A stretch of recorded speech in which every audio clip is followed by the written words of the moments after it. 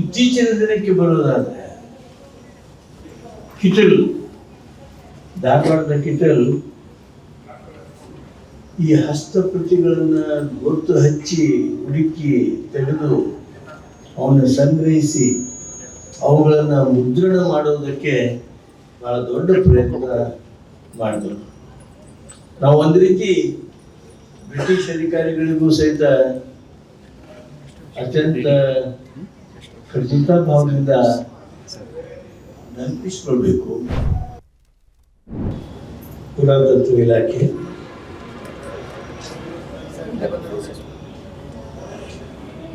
ಹಾಗೂ ಮೈಸೂರು ವಿಶ್ವವಿದ್ಯಾಲಯ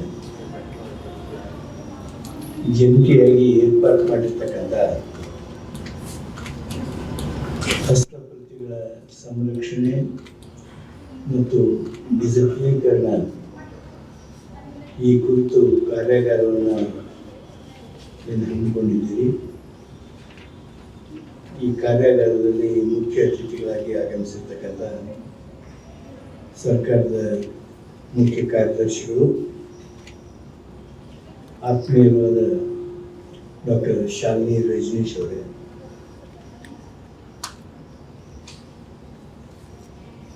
ಮತ್ತೊಬ್ಬ ಮುಖ್ಯ ಅತಿಥಿಗಳು ಡಾಕ್ಟರ್ ತ್ರಿಲೋಕ್ ಚಂದ್, ನಮ್ಮ ಪ್ರವಾಸೋದ್ಯಮ ಇಲಾಖೆಯ ಸರ್ಕಾರದ ಕಾರ್ಯದರ್ಶಿಗಳು. ನಮ್ಮ ಜೊತೆಗೆ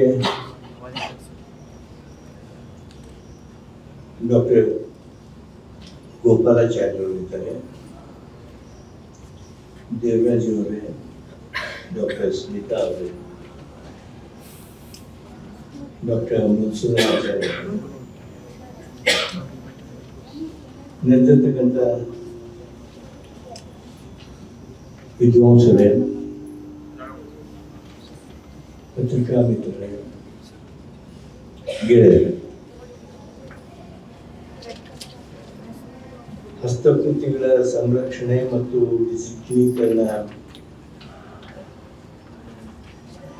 ಈ ಕಾರ್ಯಕ್ರಮವನ್ನು ಉದ್ಘಾಟನೆ ಮಾಡೋದಕ್ಕೆ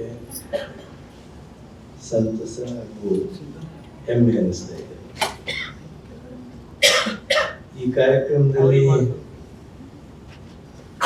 ಡಾಕ್ಟರ್ ಎಚ್ ವಿ ನಾಗರಾಜರಾವ್ ಅವರು, ಡಾಕ್ಟರ್ ನಾಗಸಂಪಿಗೆ ಅವರು, ಡಾಕ್ಟರ್ ಸಂತೋಷ್ ಅವರು ಪಾಲ್ಗೊಳ್ತಾ ಇರೋದು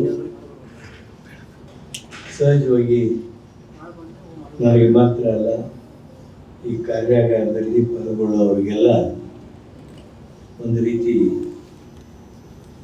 ಅಭಿಮಾನ ಅನಿಸುತ್ತದೆ. ನಾನು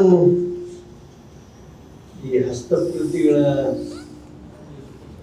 ಸಂರಕ್ಷಣೆ ಹಾಗೂ ಅವುಗಳ ಬಗ್ಗೆ ಇತಿಹಾಸವನ್ನು ಏನು ಹೊಂದಿದೆ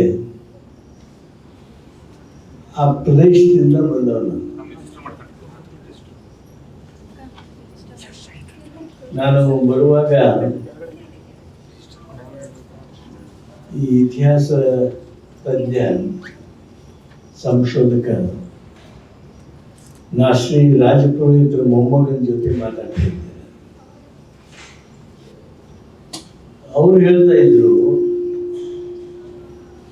ಕರ್ನಾಟಕದಲ್ಲಿ ಈ ಹಸ್ತಪ್ರತಿಗಳ ಇತಿಹಾಸ ನೋಡೋದಕ್ಕೆ ಹೋದ್ರೆ ಹಸ್ತಪ್ರತಿಗಳನ್ನ ಸಾವಿರಾರು ಕೃತಿಗಳನ್ನಾಗಿ ಮಾಡಿ ಹಂಚಿರ್ತಕ್ಕಂಥ, ವಿತರಣೆ ಮಾಡಿರ್ತಕ್ಕಂಥ, ಯಾವುದರ ಉದಾಹರಣೆ ಕೊಡೋದಾದ್ರೆ ಹತ್ತಿಮೊಬ್ಬೆ, ಲಕ್ಕುಂಡಿಯ, ರತ್ನನ ಅನ್ನದಾತೆ, ಪೊನ್ನನ ಶಾಂತಿನಾಥ ಪುರಾಣದ ಸಾವಿರಾರು ಪ್ರತಿಗಳನ್ನು ಮಾಡಿಸಿ ಹಂಚಿ ದಾನ ಚಿಂತಾಮಣಿ ಅಂತೇಳಿ ಹೆಸರು ಪಡೆದಿರ್ತಕ್ಕಂಥ ಅತ್ತಿಮೊಬ್ಬೆ ನಮ್ಮ ಭಾಗದವರು ಅಂತೇಳಿ ಭಾಳ ಅಭಿಮಾನದಿಂದ ಇರ್ತೀವಿ. ಆದರೆ ಏನಾಗಿದೆ ಅಂದರೆ ಅಷ್ಟು ಇಷ್ಟು ಸಾವಿರಾರು ಕೃಷಿ ಮಾಡಿದ್ರು ಸಹಿತ ಇವತ್ತೆಲ್ಲೋ ಒಂದು ಎರಡು ಲಭ್ಯ ಆಗಿವೆ ಹೊರತು ಹೆಚ್ಚು ಲಭ್ಯ ಆಗಲಿಲ್ಲ. ಅದೇ ನೋಡಿ ನಮ್ಮ ಗದಗಿನ ಕುಮಾರವ್ಯಾಸ ಅವರು ಬರೆದಿರ್ತಕ್ಕಂಥ ಆ ಕುಮಾರವ್ಯಾಸ ಭಾರತ ಇವತ್ತು ಸಾಕಷ್ಟು ಹಸ್ತಪ್ರತಿಗಳು ಸಹಿತ ನಮಗೆ ಲಭ್ಯ ಆಗಿವೆ. ಅದೇ ಭಾಗದ ಇತ್ತೀಚಿನ ದಿನಕ್ಕೆ ಬರೋದಾದ್ರೆ ಕಿಟಲ್, ಧಾರವಾಡದ ಕಿಟಲ್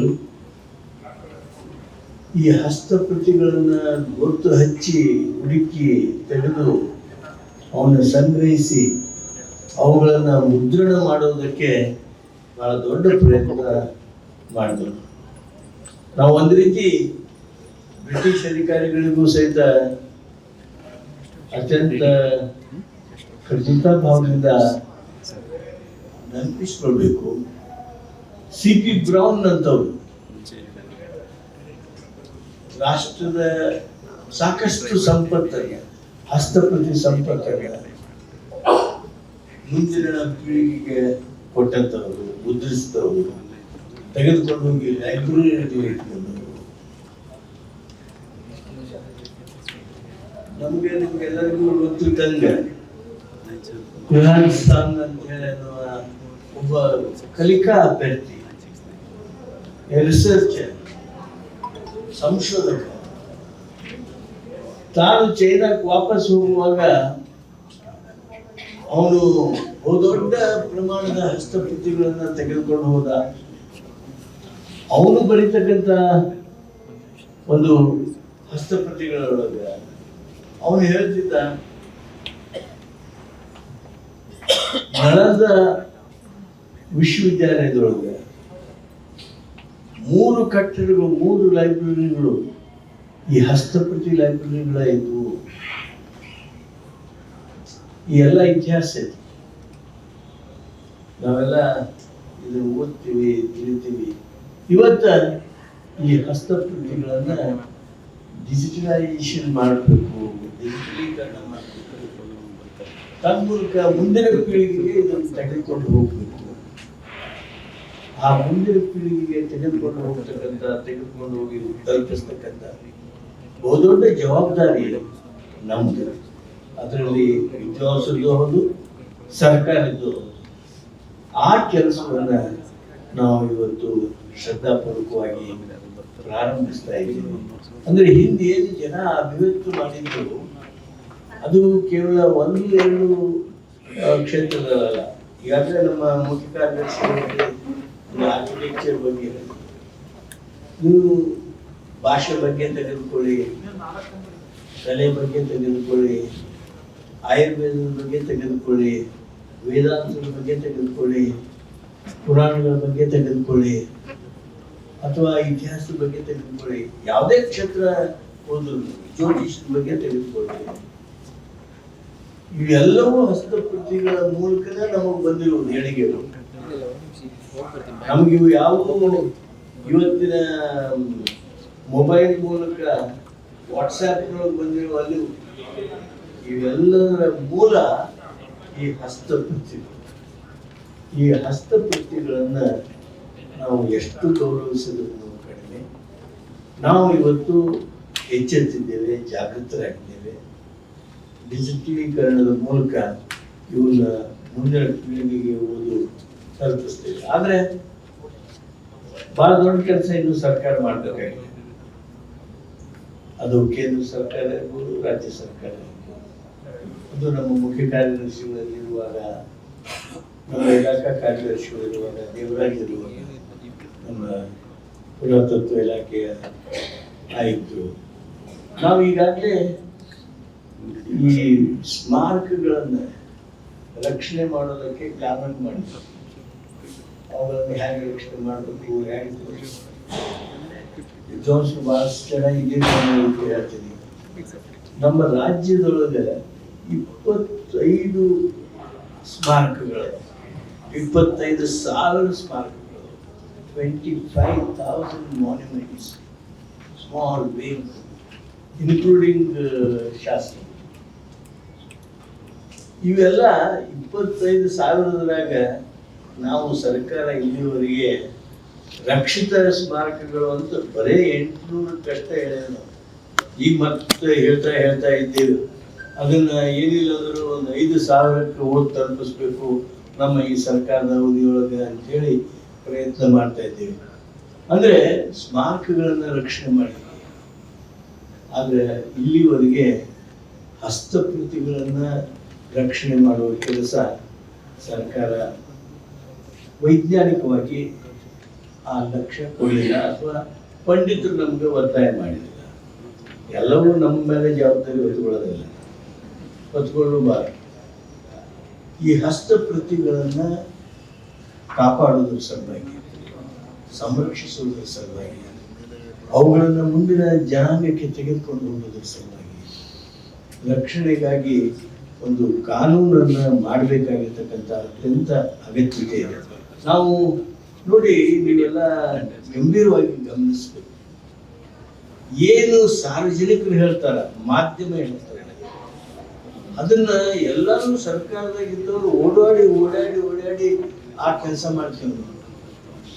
ಈಗ ಈ ವನ್ಯ ಪ್ರಾಣಿಗಳ ವಸ್ತುಗಳು ಎಲ್ಲರೂ ಯಾರ ಮನೆಯಲ್ಲಿದ್ರೆ ಅದನ್ನ ಕೇಳೋದಿಲ್ಲ, ಅದನ್ನ ತಂದು ಸರ್ಕಾರಕ್ಕೆ ನೀವು ಸರೆಂಡರ್ ಮಾಡಬೇಕು, ಅದನ್ನು ಕೊಡಬೇಕು ಅಂತ ಹೇಳಿದಾಗ ಏನೊಂದು ದೊಡ್ಡ ಚಳವಳಿ ರೂಪದಲ್ಲೇ ಆಯ್ತಲ್ಲ.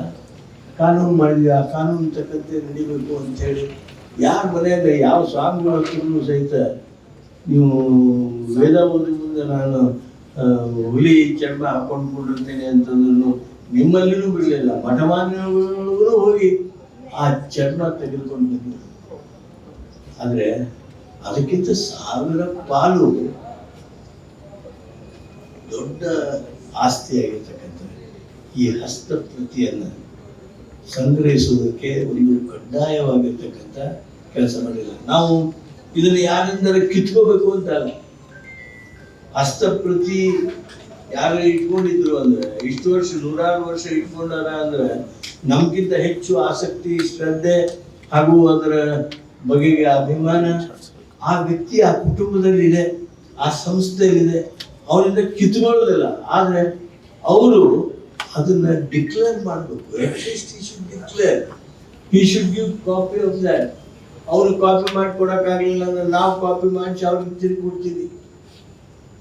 ಈ ರೀತಿಯಾಗಿರ್ತಕ್ಕಂಥ ಹೊಸ ಆಲೋಚನೆ, ಕಲ್ಪನೆಯಿಂದ ನಮ್ಮ ಸರ್ಕಾರ ಹೊಸ ಕಾನೂನು ತರಬೇಕಾಗಿರ್ತಕ್ಕಂಥ ಅಗತ್ಯತೆ ಇದೆ ಅಂತ ಹೇಳಿ ನನ್ನ ಅನಿಸಿಕೆ. ಈ ಚಿಂತನೆ ನಿಮ್ಗೆ ಸರಿ ಅನಿಸ್ತದೆ. ಇವತ್ತಿನ ಈ ಕಾರ್ಯಾಗಾರದೊಳಗೆ ನೀವು ಯಾವ ಹಸ್ತಪ್ರತಿಯೊಳಗೆ ಏನಿತ್ತು ಅದನ್ನು ಭಾಳ ಚರ್ಚೆ ಮಾಡೋದ್ರ ಬದಲಿ ಏನ್ ಮಾಡ್ಬೇಕು, ಸರ್ಕಾರ ಏನ್ ಮಾಡ್ಬೇಕು, ಅದ್ರ ಬಗ್ಗೆ ಹೆಚ್ಚು ಒತ್ತು ಕೊಡಬೇಕು ಅಂತೇಳಿ ನಾನು ಕೇಳ್ತೀನಿ. ನೀವೆಲ್ಲ ಹಸ್ತಪ್ರತಿಗಳ ಸಂರಕ್ಷಣೆ ಮತ್ತು ವರ್ಣಾತ್ಮಕ ಸೂಚಿ ಡಿಜಿಟಲೀಕರಣ ನಾವು ಮಾಡಕ್ಕಾಗ್ತೇವೆ. ಇದ್ರ ಬಗ್ಗೆ ಹೆಚ್ಚು ಚರ್ಚೆಗಿಂತ ಕಾನೂನು ಮಾಡೋದಾದ್ರೆ ಎಂಥ ಕಾನೂನು ಇರಬೇಕು, ಏನಿರಬೇಕು ಕಾನೂನು, without disturbing, without being offensive to the person who is possessing that document. ಅವನಿಗೆ ಯಾವುದೇ ರೀತಿಯಾಗಿರ್ತಕ್ಕಂಥ ಅನ್ಯಾಯ, ಆಘಾತ ಅಥವಾ ಒತ್ತಡ ಅವನ ಮೇಲೆ ಬರೋದಾಗಿ ನಾವು ಅವುಗಳನ್ನು ಒಂದು ಕಡೆ ಎಲ್ಲೆಲ್ಲಿ ಏನೇನು ಅದಾವಪ್ಪ, ನೀವು ಪ್ರತಿ ಮಠಕ್ಕೆ ಹೋಗ್ರಿ, ಅಲ್ಲಿ ನಿಮಗೆ ಹಸ್ತಪ್ರತಿ ಸಿಗ್ತಾವೆ. ಒಂದು ತಾಲೂಕಿನಾಗ ಒಂದು 50 ಕಡೆ ನಿಮಗೆ ಈ ಹಸ್ತಪ್ರತಿಗಳು ಲಭ್ಯ ಆಗ್ತಾವೆ. ಅವು ಇನ್ನೇನು ಭಾಳ ದಿವಸ ಇರಂಗಿಲ್ಲ, ಇನ್ನೊಂದು 50 ವರ್ಷ ಇರ್ತಾವೆ, 100 ವರ್ಷ ಇರ್ತಾವೆ. ಅಷ್ಟರೊಳಗಾಗಿ ಅವು ಹಾಳಾಗೋಕ್ಕಿಂತ ಮೊದಲಕ್ಕೆ ನಾವು ಅದಕ್ಕಾಗಿ ಮುಂದಾಗಿ ಸಂರಕ್ಷಣೆ ಮಾಡಬೇಕು. ಡಿಕ್ಲೇರ್ ಮಾಡಿ ಎಲ್ಲೆಲ್ಲಿ ಯಾವ್ಯಾವ ಹಸ್ತಪ್ರತಿ ಅದಾವ ಅಂತ ಹೇಳಿ ತಿಳಿಸ್ಬೇಕು. ಯಾಕಂದ್ರೆ ಈ ಹಸ್ತಪ್ರತಿಗಳೇ ನಮ್ಮ ಇತಿಹಾಸ ಹೇಳುವು. ಹಸ್ತಪ್ರತಿಗಳೇ ನಮ್ಮ ತರವನ್ನ ನಮಗೆ ತೋರಿಸ್ಕೊಡ್ತಕ್ಕಂಥದ್ದು. ಆ ಹಸ್ತಪ್ರತಿಗಳು ಇಲ್ಲ ಅಂದ್ರೆ ಉಳಿದದ್ದೆಲ್ಲ ಗೊಳ್ಳಾಗ್ತದೆ. ಅವುಗಳನ್ನ ನಾವು ಈ ಸಂದರ್ಭದೊಳಗೆ ಅತ್ಯಂತ ಭಕ್ತಿಪೂರ್ವಕವಾಗಿ ಕರ್ತವ್ಯ ಪೂರ್ವಕವಾಗಿ ರಕ್ಷಣೆ ಮಾಡುವಂಥ ಕೆಲಸ ಮಾಡೋಣ. ಅದಕ್ಕಾಗಿ ನಾನು ತಮಗೆ ವಿನಂತಿ ಮಾಡ್ತೀನಿ, ನೀವು ಕಾನೂನು ಮಾಡೋದಾದ್ರೆ ಏನು ಮಾಡಬೇಕು, ಏನೇನು ಮಾಡಬೇಕು, ಅವರಿಂದ ಕಸಿದುಕೊಳ್ಳದೇ ಯಾವ ರೀತಿಯಾಗಿ ಇದು ಮಾಡಬೇಕು, ಅವ್ರಿಗೆ ಅವಾರ್ಡ್ಸ್ ಕೊಡೋದಾದ್ರೆ ಏನು ಕೊಡಬೇಕು, ಹೆಂಗೆ ಮಾಡಬೇಕು, ಒಟ್ಟು ನಮಗೆ total registration of hand books, ಹಸ್ತಕೃತಿಗಳು, ಆ ಕೆಲಸ ಮಾಡೋದಕ್ಕೆ ನೀವು ಈ ಕಾರ್ಯಾಗಾರದೊಳಗೆ ನಿಮ್ಮ ಸಮಯ ಇವು 3 ವಿಷಯ ಇಟ್ಕೊಂಡಿರಿ. ಬೇಕಂದ್ರೆ ಇದನ್ನು 4ನೇ ವಿಷಯವಾಗಿ ಇಟ್ಕೊಂಡು ಮಾಡಿದರೆ ಅಂದರೆ ಅದೊಂದು ಅತ್ಯಂತ ರಚನಾತ್ಮಕವಾದಂಥ ಮಾಡಬೇಕು ಅಂತ ಕೇಳಿ ನನ್ನನ್ನು ಈ ಕಾರ್ಯಕ್ರಮಕ್ಕೆ ಕರೆದು ತಮ್ಮೆಲ್ಲರನ್ನ ಭೇಟಿಯಾಗುವಂಥ ಅವಕಾಶವನ್ನು ಒದಗಿಸಿದ್ದೀರಿ. ಅದಕ್ಕಾಗಿ ದೇವರಾಜ್ ಅವರಿಗೆ ಹಾಗೂ ಸಂಘಟನೆಗೆ ವಂದಿಸ್ತಾರೆ. ಒಂದು ಮಾತು ನಾನು ಹೇಳ್ತೀನಿ, ಪೀಪಲ್ ಆರ್ ವೆರಿ ಗುಡ್. ಜನ ಬಹಳ ಒಳ್ಳೆಯವರು ಇರ್ತಾರೆ. ನಾವು ಅನ್ಕೊಂತಿರ್ತೀವಿ ಅದವರು ತೋರಿಸೋದಿಲ್ಲ, ಕೊಡೋದಿಲ್ಲ, ಮಾಡೋದಿಲ್ಲ ಅಂಥೇಳಿ. ನಾವು ಲಕ್ಕುಂಡಿಯೊಳಗೆ